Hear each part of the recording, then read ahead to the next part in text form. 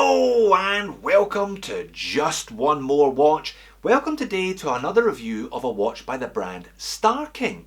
It's been a number of months since I last reviewed a Star King on the channel. Indeed, the last time I reviewed one of their watches, I said it was worse than Invicta and more expensive. They haven't sent me too many emails since then. I wonder if that's related. Anyway, they did get in touch with me about a month ago and they said they had a new model. Would I be interested in reviewing it? I said yes, and they sent me these two watches in for free. I don't have to send them back. Now, the reason that I said yes was because I think they have made a very sensible decision. This watch that I'm going to show you today is effectively an upgraded version of a watch that I reviewed at the beginning of last year. Their 40mm everyday watch on a stainless steel bracelet or leather strap with sapphire crystal and an automatic movement.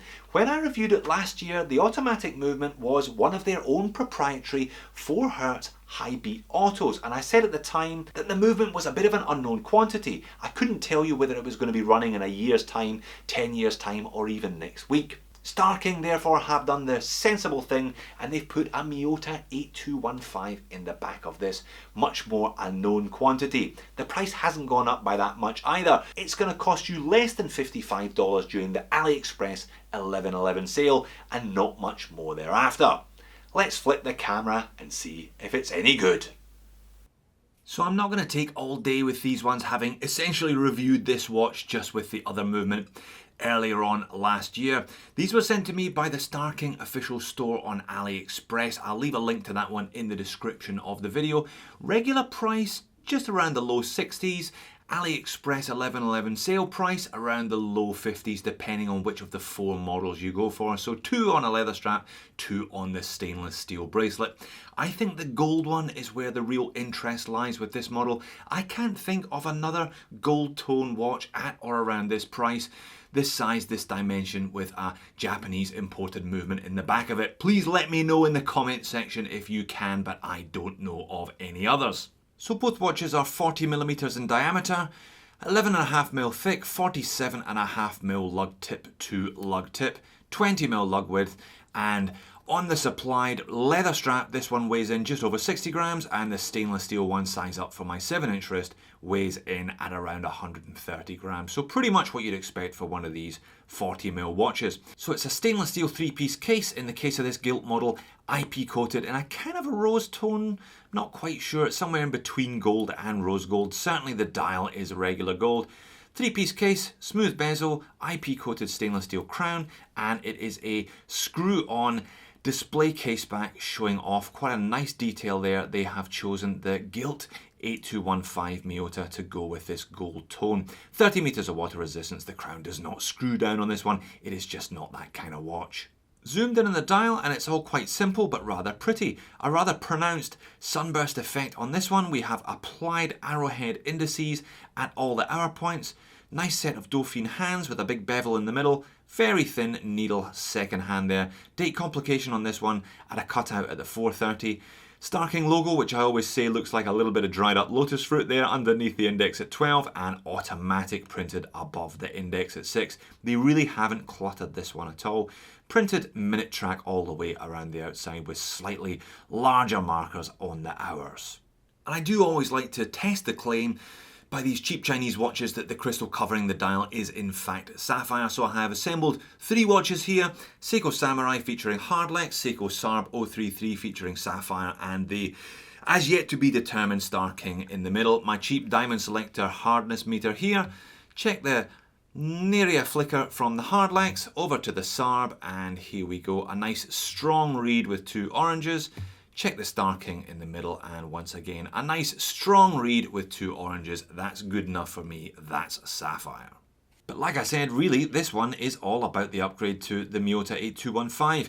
I say upgrade, it's a fairly basic movement, this one, made in Japan, 21 jewels. This one hand winds but it does not hack. I believe they have upgraded these models but it hasn't filtered down to the Star King as yet. Stated accuracy of -30 to +40 seconds per day.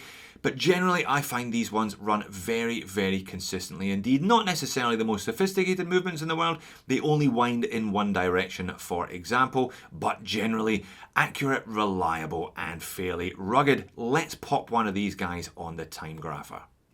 Like I said, not the most sophisticated movements in the world, but you can't complain about those stats.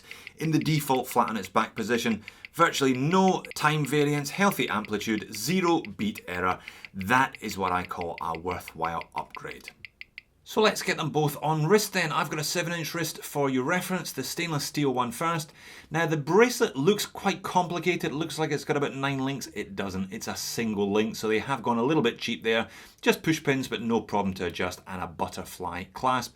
Obviously, having a mixture of brushed and poly surfaces, the poly surfaces will scratch up a little bit.